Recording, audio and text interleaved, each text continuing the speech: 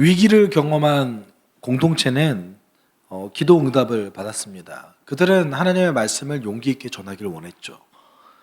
그랬더니 하나님께서 각자가 하나님의 말씀을 전할 수 있는 역사를 그 즉시 보여주셨습니다. 하나님의 뜻을 명확하게 이해한 공동체는 두려움 없이 하나님에 대해서 그리고 예수 그리스도의 부활에 대해서 전하기 시작했습니다. 이 순종으로 공동체는 아주 긍정적인 변화를 맞이하게 됩니다. 우리는 근데 여기서 좀 주의해 볼 필요성이 있는 것이 많은 그리스도인들은 변화의 결과를 굉장히 주목해서 바라봅니다. 어떤 결과죠? 그리스도인들이 서로 자신의 물건을 자신의 것이라고 얘기하지 않고 모두의 소유라고 생각하는 그 일들이 벌어졌다는 것이죠. 여러분 혹시 상상이 되십니까? 대부분의 사람들이 이 대목에서 약간 공산주의 같은 생각을 해요. 모든 소유를 다 내놔서 다 판다. 그게 아니거든요, 사실은. 소유 중에 일부를 필요에 따라서 파는 겁니다. 모든 소유를 팔았다는 내용은 없습니다. 근데 우리는 소유를 팔았다 그러니까 초대교인들은 다 팔았겠지. 이렇게 생각하신 분들이 좀 있어요. 그렇지 않습니다. 어찌되었건 이런 놀라운 일들이 벌어졌다라는 것에 우리는 굉장히 주목하죠. 그런데 우리가 보지 않는 것이 있는데 그것이 무엇이냐면 그들을 변화하게 만들었던 원리가 무엇이냐인 것이죠. 그들이 어떻게 그렇게 변화되었는가? 왜 그들은 그렇게까지 하면서 자신의 것을 헌신하기를 원했는가? 그 원리가 무엇인가에 대해서 우리는 좀 살펴볼 필요성이 있습니다. 그 원리는 결국 그리스도인은 무엇에 헌신하는 자들인가? 여기에 답이 달려 있습니다. 여러분, 우리 삶의 변화, 그리고 공동체의 변화는 결국은 그 공동체가 몰두하는 것이 무엇인가? 여러분의 삶의 변화를 살펴봤을 때도 역시 마찬가지입니다. 내 개인이 변하기를 원한다면 내 개인이 지금 현재 몰두하는 곳이 어딘가, 헌신하는 것이 어딘가를 살펴본다면 우리는 그 방향성을 잡을 수 있을 것 같습니다. 때문에 우리도 역시 우리 스스로가 우리는 무엇에 헌신하는 자들이지? 우리는 어떤 목적으로 어떤 곳을 향해서 헌신하는 자들인가에 대해서 질문에 답을 해나가면서 오늘 말씀을 좀 나눠봤으면 좋겠습니다. 유대 지도자들의 위협으로 위기감을 느낀 공동체는 어려움에도 주의 말씀을 가르쳤습니다. 그리고 아마도 이 기도 응답을 통해서 지난주에 함께 나눴던 그 말씀의 기도 응답을 통해서 사도들은 굉장히 두려움을 가지지 않는 상태에 이르렀던 것 같습니다. 어려움이 있더라도 내 마음 가운데 어려움이 있더라도 그리고 실제로 신체적인 구속이나 박해가 있더라도 이것을 하는 것이 옳구나라고 생각하기에 이르게 되었습니다. 그리고 그 주의 말씀을 가르쳤을 때에 오늘 본문은 능력이 나타났다라고 얘기하고 있습니다. 단지 기도가 응답되었고 그 기도가 응답된 것을 통해서 순종했더니 능력이 나타났더라. 여기에서 멈춘 것이 아니라 그들의 삶의 패턴에 어떤 변화가 생기기 시작했습니다. 그 변화는 32절에서 이렇게 얘기하고 있습니다. 많은 신도가 다 한마음과 한뜻이 되어서 아무도 자기 소유를 자기 것이라고 하지 않고 모든 것을 공동으로 사용하였다라고 얘기하고 있습니다. 여러분 보면은 여기에 많은 신도가 모두가라고는 얘기하고 있지 않습니다. 많은 신도가 아마도 대다수라고 보면 될 것 같아요. 그 공동체 안에 있는 대다수의 사람들이 다 한마음과 한뜻이 되었다라고 얘기하고 있습니다. 그런데 성경은 무엇에 한마음과 한뜻이 되었다고는 얘기하고 있지 않습니다. 우리는 아직 뭐에 한마음과 한뜻이 되는지를 모르고 있어요. 근데 오늘 본문을 정확하게 다 살펴본다면 이들이 한마음과 한뜻이 되어서 몰두했던 것이 어떤 것인가는 좀 알 수 있습니다. 사실 오늘 우리가 함께 말씀을 나눌 때 가장 주목해야 될 부분이 여기에 있는 거죠. 무엇에 한 마음과 한 뜻이 되었는가? 우린 여기에 주목해야 돼요. 우리 대부분의 사람들이 어디에 주목하죠? 한 마음과 한 뜻이 됐더니 나왔던 결과. 그래서 그 결과를 목표점으로 삼아서 우리 이렇게 갑시다. 이렇게 합시다. 이렇게 얘기해요. 되던가요? 여러분 지금 우리가 재산 목록을 다음 주에 가져오십시오. 그리고 우리가 서로 필요한 것이 있으니까 필요에 따라서 이걸 공동 재산으로 놔두고 나눠 씁시다 하면 될까요? 여기 계신 분들의 상당수가 마음의 어려움을 겪으시고 교회를 옮겨야 되나? 아마 다음 주까지 이러실 거야. 진짜 하는지 한번 보자. 네. 이렇게 여러분 어떠한 삶의 성경에 등장하는 결과를 통해서 우리의 삶의 어떤 패턴을 잡아내는 거는요 굉장히 위험한 시도입니다. 초대교회가 이렇게 했더니 이렇게 하면 초대교회처럼 될 수 있겠거나 이렇게 되면 안 됩니다. 그럼 오늘 우리 본문에서 주의해야 될 것은 무엇이냐면 무엇에 한 마음과 한 뜻이 되었는가? 우린 여기를 살펴봐야 되는 것이죠. 여기에 번역에는 그들이 모든 것을 공동으로 사용하였다라고 얘기하고 있는데 모든 것을 공동의 소유라고 생각했다가 조금 더 정확한 번역입니다. 사용했다라는 단어는 없고요. 그들이 가지고 왔던 모든 소유를 공동의 것이라고 생각했다. 자신의 것을 다 자기의 것이라고 생각하는 사람이 단 한 사람도 없었다. 이 한마음과 한 뜻이 된 사람들에 있어서는요. 근데 어떻게 해서 그들은 이렇게 변할 수 있었을까요?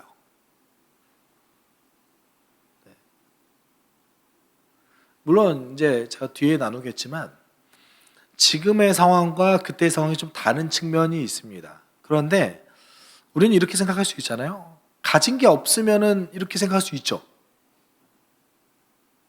상대적으로 가진 게 없을수록 자신의 것을 포기하는 게 좀 쉽잖아요.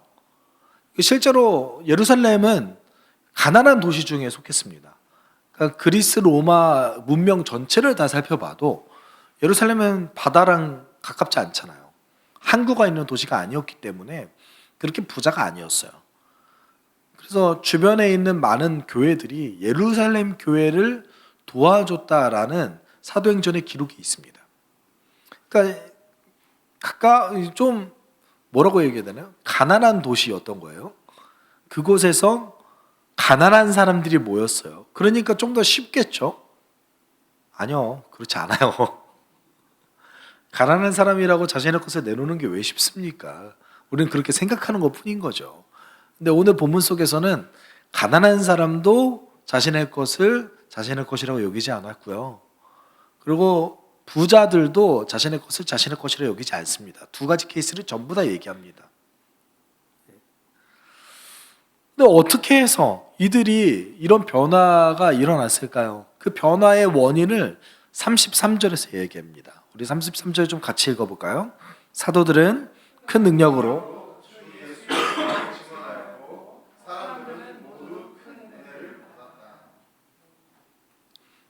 저는 여기 번역이 좀 아쉬운 게 뭐냐면 사람들은 모두 큰 은혜를 받았다.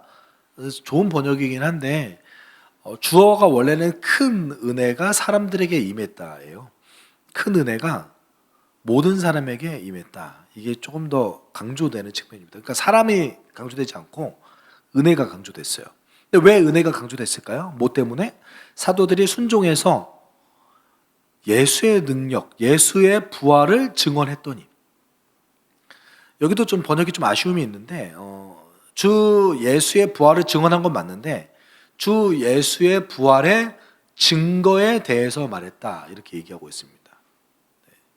다르게 얘기하면 예수님 부활하셨습니다 정도 얘기한 것이 아니라 예수님이 부활하신 다음에 우리에게 어떤 변화가 있었고 그 과정 가운데에 우리는 무엇을 느꼈고 예수님의 부활이 왜 우리 가운데 확실한지에 대해서 얘기한 거예요. 굉장히 디테일하게. 예수님 부활하신 게 확실합니다. 왜냐하면 여러분 잘 보십시오. 우리에게 능력이 나타났습니다. 내가 성령을 받았고, 그리고 성경에 대해서 성령을 통해서 이해하게 되었고, 그리고 저 안진뱅이도 우리 삶 가운데 예수의 이름을 전하자 고침을 받게 되었습니다. 그리고 그렇게 해서 고침받은 사람들이 한둘이 아닙니다. 이런 걸 다 증거했던 거예요. 그렇게 증거했더니 큰 은혜가 그것을 증거받은 사람들에게 임했다라고 33절은 이야기하고 있습니다. 근데 여기서 모두라는 단어는 사도와 공동체를 포함하는 단어들입니다. 근데 우리가 주목해 볼 것은 여기서 아직까지는 예수의 부활을 전하는 주체가 누구예요? 사도들이라는 거예요. 사도들이라는 거예요. 아직까지 그 공동체는 뭘 하고 있어요? 예수 그리스도의 가르침에 대해서 사도들에게 배우고 있고, 예수 그리스도의 부활에 대해서 사도들에게 배우고 있는 중이었던 거예요. 그 과정 가운데 공동체는 큰 은혜를 받았다라고 얘기하고 있습니다. 큰 은혜를 받았더니 어떤 일이 벌어졌어요? 자기 것을 자기의 것이라고 여기는 사람이 없었다라고 얘기하고 있습니다. 정말 큰 은혜를 받으면 우리 것을 포기할 수 있나요? 때때로 그런 것 같아요. 여러분 그렇지 않습니까? 제 개인적인 경험으로는 평소에는 안 할 행동은 큰 은혜를 받으면 하는 것 같아요. 네. 평소에는 잘 안 하는 행동인데 큰 은혜를 받으면 굉장히 과감하게 뭔가를 하는 것 같아요. 네. 때때로는 그렇게 과감하게 한 거를 후회하잖아요. 저는 좀 해요. 내가 왜 거기까지 했지? 네. 이런 생각을 하기도 합니다. 여러분 이렇게 교회가 직면한 그 위기를 부르심의 순종함으로 해결해 나아갔습니다. 뭔가 사람들이 더 이상해졌어요. 정부에서 대놓고 예수 그리스도의 부활에 대해서 전하지 말라고 얘기했는데 사람들은 더 능력으로 전하기 시작했고요. 그리고 그 능력으로 전한 그 사건으로 인해서 공동체도 이제 변화를 맞이하게 됐습니다. 그 변화가 사실 한둘이 아니겠지만 그 중에 가장 대표적인 것이 재산을 자신의 것이라고 여기지 않는 것이 대표적이었다는 것이죠. 근데 33절에 여러분 잘 주의 깊게 봐야 됩니다. 여기서 얘기하는 큰 능력은 부활을 증언하는 것이 큰 능력이라고 얘기하는 거예요.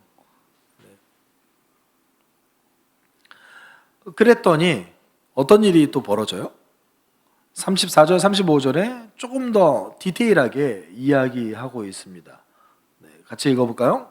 그들 가운데에는 가난한 사람이 한 사람도 없었다.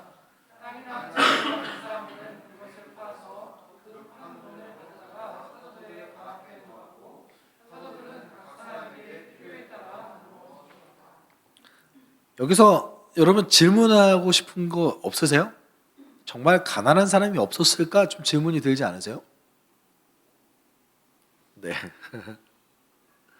정말 가난한 사람이 없었을까요?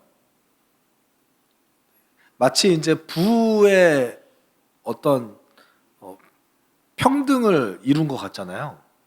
근데 가난한 사람이 아니라 이게 정확하게 번역해야 됩니다. 궁핍한 사람이에요. 지금 어떤 의미인 거죠? 생계에 있어서 자신의 필요를 공급받지 못한 사람은 없다입니다. 그러니까 가난한 사람이 없었다라는 말이 아니라 도시 전체가 가난하다니까요. 가난한 사람이 없었다가 아니라 부가 이제 일정하게 완전히 맞춰졌다 이 말이 아니라 적어도 밥을 먹지 못한 사람은 밥을 먹게 되었고, 생활이 어려워서 주거 공간이 없었던 사람은 주거 공간을 얻게 되었고, 이런 의미를 가지고 있는 거예요. 내가 궁핍한 사람, 나의 현재 필요를 죄송합니다. 모든 그리스도인이 이 공동체가 모두의 필요를 다 채워주었다 라는 것을 얘기하고 있습니다. 실제로 아까 제가 말씀드렸듯이 그 전체 로마 제국 전체에서 예루살렘은 가난한 쪽에 속했고요. 그리고 그 로마 제국 전체에서 자신의 집이나 땅을 소유한 사람이 과연 몇 프로나 될까요? 지금은 많잖아요. 그렇죠? 그래도 자기 집을 소유한 사람이 한국 땅에서 40-50% 이상은 되지 않겠어요? 네. 이 시대에는 자기 땅이나 자기 집을 소유한 사람은 무조건 중산층이었습니다. 그리고 10% 미만이었어요. 다시 말하면 공동체 전체에서 집을 가지거나 땅을 가진 사람은 소수였다는 것이죠. 그런데 그 소수의 사람들이 자기 집과 자기 땅을 판 돈을 사도들에게 맡겼대요. 근데 모두를 판 건 아니에요, 여러분. 공동체에 필요가 있을 때, 그 필요가 있을 때마다 그거를 팔게 됐던 것이죠. 다만 이럴 수는 있겠죠. 집이 한 채일 때 그 집을 판 사람도 있을 수 있겠죠. 아마 그런 일은 없었을 것 같기는 합니다. 네. 그러니까 모두를 팔지 않았습니다. 일부를 팔아서 사도들에게 맡겼던 것이죠. 그랬더니 사도들의 역할이 어떤 거였어요? 각 사람에게 필요에 따라 그것들을 나눠주었다라고 얘기하고 있습니다. 여러분, 공동체의 구성원들이 서로의 필요에 대해서 민감하게 됐어요. 그리고 그 필요가 느껴질 때 자신의 것을 나누기 시작했습니다. 사실 이게 근본 원리입니다. 서로의 필요에 민감했고 누군가의 필요가 등장하자 여기서 원리가 하나 또 등장하는데 바로 직접적으로 그 사람에게 전달해 주기보다는 어떻게 했어요? 사도를 통해서 교회의 이름으로 그것이 전달되기를 원했던 것이죠. 물론 여기는 아마도 서로가 필요가 있을 때 서로도 도와줬을 거라고 생각해요. 근데 여기에 나오는 사람들은 또 이런 사람들이 있겠죠. 공동체가 늘어나니까 내가 모르는 필요를 가지고 있는 사람, 어떤 사람, 이 사람을 위해서 이제 자신의 재산을 팔기도 한 것이죠. 네. 이제 공동체가 더 나아간 거예요. 그동안에는 1대1 관계로 서로의 것을 나누기 시작했었습니다. 그게 2장이었습니다. 1대1 관계로 또는 1대 다수의 관계로 서로의 필요를 내가 아는 것에 한해서 나누기 시작했어요. 근데 그것이 이제 어떻게 더 발전했습니까? 이제 공동체 전체를 보기 시작한 거예요. 그래서 공동체 전체에서 누군가는 필요가 있겠지. 그래서 그것을 팔아다가 사도들 발 앞에 내두게 된 것이죠. 이 모습이 사실은 신명기 15장 4절에 등장하는 하나님의 명령과 매우 흡사한, 마치 하나님의 명령이 구현된 것 같아요. 신명기 15장 4절에 이런 구절이 있습니다. 당신들 가운데 가난한 사람이 없게 하십시오. 그러면 주 당신들의 하나님이 당신들에게 유산으로 주어 차지하게 하시는 땅에서 당신들이 참으로 복을 받을 것입니다. 이 구절이 이 공동체에 한해서는 마치 구현된 것 같지 않으세요? 하나님께서는 처음에 이스라엘 백성을 불렀을 때 그 민족 전체에 가난하고 궁핍한 사람이 없기를 원하셨습니다. 이것은 분명합니다. 그리고 그것이 사실은 실제적으로 가능하죠. 왜냐하면 언제나 총생산은 필요보다 더 많거든요.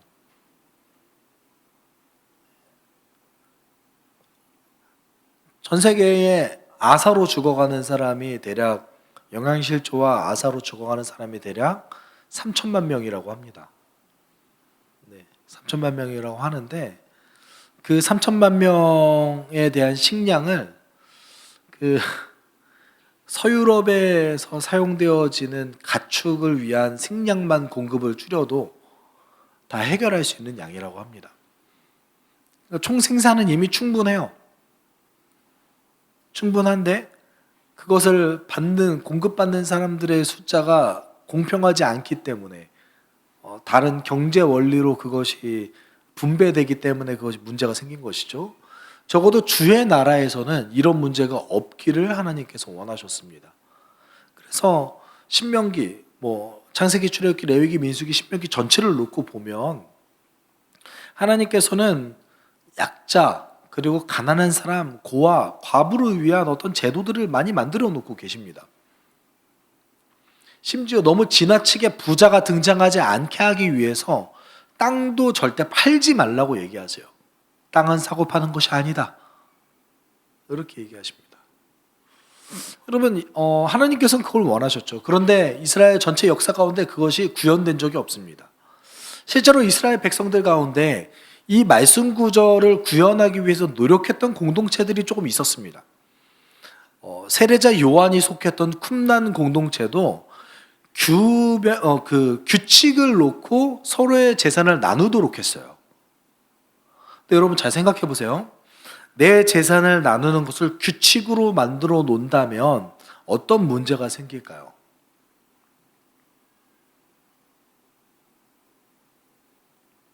그것만 하면 된다고 생각하는 거죠.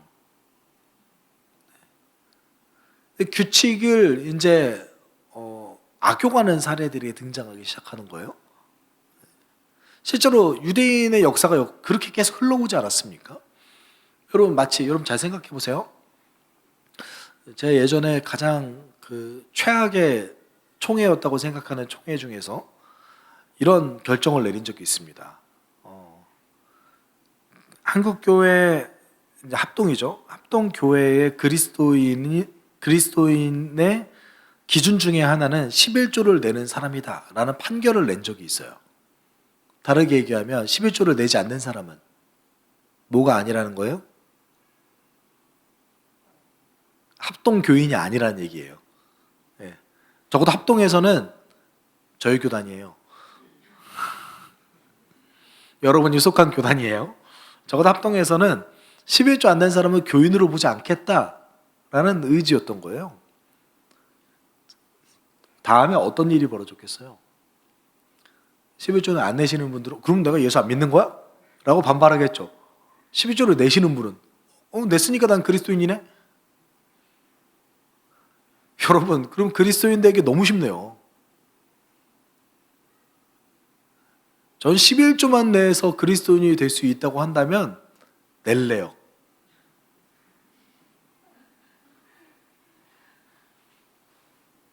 겨우 그 정도 해가지고 제가 그리스도인이 될 수 있다면 저는 낼래요.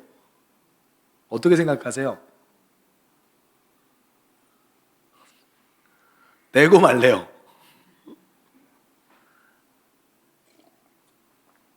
그 문제가 아닌 거죠. 규칙의 문제로 사랑의 문제나 원리를 접근했을 때에 엄청난 문제가 발생합니다. 마치 생각해 보십시오. 만약 오늘 본문 속에서 등장하는 이 교회의 모습이 교회는 이런 곳입니다. 무조건 이렇게 살아야 돼요. 강요한다고 규칙을 만들어 놓는다고 생각해 보십시오. 어떤 일이 발생하겠어요?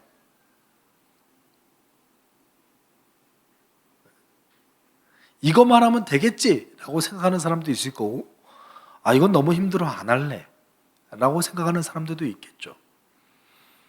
여러분, 그 규칙으로 속에서 쿰란 공동체 역시도 공동체성을 온전히 발휘하지 못했습니다. 그리고 알렉산드리아의 필론이라는 사람도 이런 시도가 있었다고 얘기를 하지만 그것이 긍정적인 영향을 미쳤다고 얘기하고 있지는 않습니다. 오늘 본문 속에서는 어떻게 그러면은 오늘 이 초대교회가 자신의 것을 자신의 것이라고 여기지 않게 되었고, 그리고 자신의 땅과 자신의 집을 팔아서 서로의 필요를 위해서 사용할 수 있게 되었을까요? 그것은 그들이 가지고 있는 어떤 부르심에 대한 확신 때문에 그렇습니다. 우리는 어디에 헌신해야 되는가에 대한 생각을 가지고 있었던 것이죠. 첫 번째는 이겁니다. 그리고 두 번째는 그것을 선도해서 먼저 모범을 보였던 사람들이 있었던 거예요. 여러분, 기독교인은요, 교회는 한 사람이 중요합니다. 한 사람이 중요해요. 그래서 여러분, 교회의 영적 리더십이, 영적 운행의 원리가 어떻게 진행되냐면 한 사람의 희생으로부터 교회가 세워져요. 예수 그리스도의 십자가와 부활 때문에 교회가 세워지지 않았습니까? 그 한 사람이 중요한 거예요. 오늘 본문 속에서도 모범이 되어지는 한 사람에 대해서 이야기를 합니다. 36절 37절이에요. 키프로스 태생으로 레위 사람이요 사도들에게 바나바 곧 위로의 아들이라는 뜻의 별명을 받은 요셉이 자기가 가지고 있는 밭을 팔아서 그 돈을 가져다가 사도들의 발 앞에 놓았다라고 얘기하고 있습니다. 여러분, 교회는요, 그리고 하나님께서 이끌어 가시는 그 세계는요, 한 사람의 모범을 먼저 보여주십니다. 그리고 그 모범을 성도들이 따라가게끔 만들어줍니다. 이게 교회 안에 흘러가는 영적 리더십의 원리예요. 먼저 해서 모범을 보이는 것이죠. 그런 의미에서 사실은 교회 안에서 직분 받는 거 굉장히 부담스러워해야 되는 게 맞는 겁니다. 부담스럽잖아요. 목사로 사는 건 진짜 부담스러워요. 부담스러운 게 맞아요. 근데 뭔가 한국 교회가 이상하게 돌아가고 있어요. 영광이죠. 직분을 받는 게 영광 맞습니다. 영광은 맞는데 이렇게 모범을 보여야 영광이죠. 오늘 본문 속에서 등장하는 바나바라는 사람이 등장했습니다. 이 바나바라는 사람이 어디 사람이래요? 키프로스. 여러분, 그 옛날 성경어로는 구레네라고 얘기하고 있습니다. 이 구레네 사람, 키프로스 사람, 레위 족속에 속한 바나바입니다. 원래 이름은 요셉이죠. 요셉이라는 이름이 너무 많아서 별명을 붙인 거예요. 바나바라고. 이게 별명이에요. 근데 왜 바나바로 붙였겠어요? 이 사람이 너무 좋은 사람이에요. 오죽했으면은 별명이 뭐예요? 위로의 아들이래요.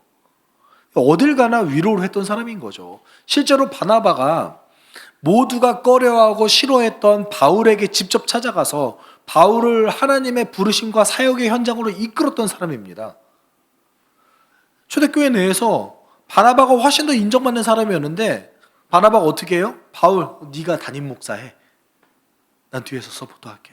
내가 볼 때는 네가 좀 더 탁월한 것 같아. 이런 성품을 가지고 있는 사람이에요. 이 사람이 먼저 모범을 보였다는 케이스를 얘기해 주고 있는 것이죠. 여러분, 왜 이렇게 초대교회는 정말 놀라운 일을 행할 수 있었을까? 어떻게 이렇게까지 사람을 섬길 수 있었을까? 두 가지에 헌신했기 때문에 그렇습니다. 첫 번째는 하나님께 헌신했습니다. 두 번째는 사람에게 헌신했습니다. 여러분, 교회는요, 일에 헌신하는 곳이 아니에요. 그리스도인은요, 어떤 목표치를 찍고 깃발을 꽂고 그곳을 향해서 나아가는 사람들이 아닙니다. 그리스도인은 내 주 그리스도 예수 그리스도가 내 삶 가운데 주님이 되시기를 간절히 바라는 사람들의 모임들입니다. 그 그리스도가 내 삶의 주인이라면 그리스도가 사람을 섬겼듯이 사람을 섬기는 데에 몰두하는 사람들이에요. 근데 여러분, 우리는 일에 헌신하는 건 쉬워요. 어떤 역할을 맡는 건 쉽습니다. 그런데 여러분 생각해 보십시오. 사람에게 헌신하는 게 쉽던가요?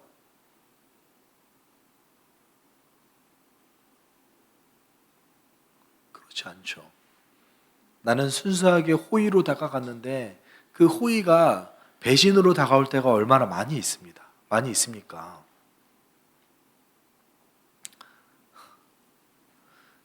어떤 분이 이렇게 표현하더라고요. 목회를 잘하려면 목사의 등을 칼집이라고 생각해야 된다고. 하도 성도들에게 뒤에서 칼 맞는 경우가 많아서 나는 그런 사람이야 라고 먼저 생각해 놓고 목회를 해야 된다고 하는 거예요. 여러분, 사람 섬기는 게 이런 거 아니겠어요? 그런데 우리의 부르심은 거기에 있다라는 거예요. 근데 여러분, 하나님을 섬기는 것과 사람을 섬기는 것은 사실은 동일한 얘기예요. 형제 사랑과 하나님 사랑은 동의어잖아요. 여러분, 우리 주님께서 우리에게 이런 명령을 주셨어요. 그러나 성령이 너희에게 내리시면 너희는 능력을 받고 예루살렘과 온 유대와 사마리아에서 그리고 마침내 심지어 땅끝에 이르러 내 증인이 될 것이다. 우리의 명령입니다. 우리는 이게 되도록 부르심을 받았어요. 그럼 증인이 되는 게 뭐예요? 마태복음 28장 19절 20절 이렇게 얘기하죠. 그러므로 너희는 가서 모든 민족으로 제자를 삼아서 아버지 아들과 성령의 이름으로 세례를 주고 내가 너희에게 명령한 모든 것을 그들에게 가르쳐 지키게 하라. 보아라, 내가 세상 끝날까지 너희와 함께 있을 것이다. 단순합니다. 예수 그리스도의 가르침을 지키게 하는 거예요. 제자가 되게 하는 거예요. 그러려면 뭐 해야겠어요? 사람을 섬겨야죠. 사람에게 헌신해야죠. 우리는 하나님과 사람에게 헌신하는 자들입니다. 일에 헌신하는 자도 아니고 어떤 교회의 목적을 위해서 헌신하는 자들도 아닙니다. 오로지 여러분은 교회 안에서, 교회 밖에서, 여러분의 가정에서 사람에게 헌신하도록 부름받은 자들입니다. 그렇지만 여러분 어떻습니까? 우리를 한번 살펴봅시다. 사람에게 헌신하고 싶던가요? 한국에 정말 말도 안 되는, 그리고 교회에는 들어와서도 안 되는 잘못된 언어들이 있습니다. 사람 바뀌지 않는다. 검은 머리 짐승은 거두는 게 아니다. 그런 사람에 대한 비관들이 우리 교회 안에도 굉장히 넘치고 있습니다. 그렇지만 우리가 분명히 기억해야 될 것이 있는 것이죠. 그것이 무엇입니까? 하나님을 사랑한다는 것은 곧 내 주변의 형제 자매를 사랑하는 것입니다. 예수께서 이렇게 말씀하셨죠. 너희가 사랑할 수 있는 사람만 사랑한다면 그것이 무슨 사랑이 되겠느냐? 그것은 죄인들도 하느니라. 어디까지 사랑을 해요? 내 사랑의 영역을 넓혀가서 결국은 원수까지도 사랑하라. 우리는 사람에게 헌신하는 자들입니다. 이들이 성도의 부르심에 투철했기 때문에, 하나님께 헌신하고 사람에게 헌신했기 때문에 서로의 재산이 자신의 것이 아니라고 얘기할 수 있었던 겁니다. 예수께서 우리에게 이렇게 교훈하셨죠. 우리 같이 읽어볼까요? 이제 나는 너희에게 새 계명을 준다. 서로 사랑하여라. 내가 너희를 사랑한 것 같이 너희도 서로 사랑하여라. 여러분, 진정한 그리스도인은 무엇에 헌신할지를 아는 사람들이라고 저는 생각합니다. 예수님이 내 삶의 주인이 됐다면, 예수님이 내 삶의 메시아라면, 그가 나를 변화시켰다면 우리는 사람을 섬길 줄 알아야 합니다. 시대가 점점 변해서 이제는 사람과 교제하는 것이 귀찮아지는 시대가 되었습니다. 희생하고 헌신하는 것은 정말 특별한 사람들이라 가능한 것이라고 여기는 시대가 되어가고 있습니다. 여러분은 그런 시대 속에서 사람을 섬기기 위해 부름받은 사람들입니다. 우리의 부르심이 거기에 있습니다. 여러분, 우리의 자신을 그동안 돌아봅시다. 하나님을 섬긴다고 얘기하지만 혹시 사람을 멀리하지 않았습니까? 하나님을 섬긴다고 얘기하지만 혹시 내 주변의 지체는 신경 쓰지 않지 않았습니까? 오로지 나의 안위와 나의 가족과 나의 인생만 중요하다고 여기지 않았습니까? 여러분, 우리는 사람 때문에 생긴 상처를 영광의 상처로 기억하고 그것을 복되다라고 이야기할 수 있는 사람이어야 합니다. 그랬을 때 우리가 그리스도의 그 아름다움을, 그리스도의 그 놀라움을 이야기할 수 있기 때문에 그렇습니다. 오늘도 십자가와 부활의 은혜가 여러분을 사람을 섬기는 데에 헌신하도록 이끌어줄 줄 믿습니다. 우리가 함께 기도할 때 하나님, 내가 내 지체를 섬기는 데 헌신하게 주님 도와주십시오. 내가 내 주변 사람을 먼저 섬기는 데에 나의 인생을 바친다라고 생각할 수 있게 주님 나를 도와주십시오. 그것이 우리의 부르심입니다. 그것이 우리의 목적입니다. 하나님 날 인도해 주십시오. 우리가 함께 이렇게 기도하도록 하겠습니다.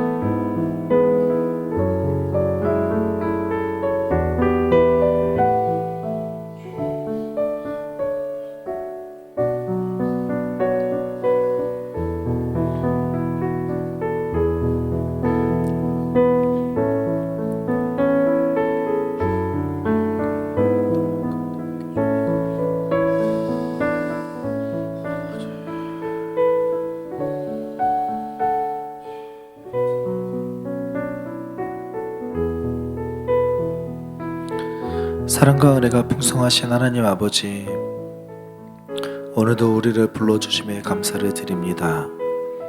하나님, 그리스도인은 오로지 하나님과 사람에게 헌신하는 사람들일 줄 믿습니다. 예수 그리스도의 가르침을 따르며 성장한 내가 내 주변의 지체를 먼저 섬길 수 있게 주님 도와주십시오. 그동안 많은 거대 담론들을 이루려고 했던 우리의 모습을 기억합니다. 주를 위해 내가 뭔가 되겠다라고 이야기했던 적도 있습니다. 그렇지만 주를 위해 살아간다는 것은 내 주변에 있는 지체에게 헌신하는 것이라고 우리는 믿습니다. 쉽게 되진 않지만, 훈련이 필요하지만, 우리가 내 주변 지체를 먼저 챙기고 그들을 섬기며 더 하나님에 대해서 알아갈 수 있는 아름다운 인생을 살아갈 수 있게 주님 도와주시옵소서. 감사를 드리며 예수님의 이름으로 기도드립니다. 아멘. 주 예수 그리스도의 은혜와 하나님의 사랑과 성령의 교통하심이 예수 그리스도를 따라 주변의 지체를 섬기며 그들에게 헌신하기를 원하는 숲속교회 성도들 위해 함께 있을지어다. 아멘.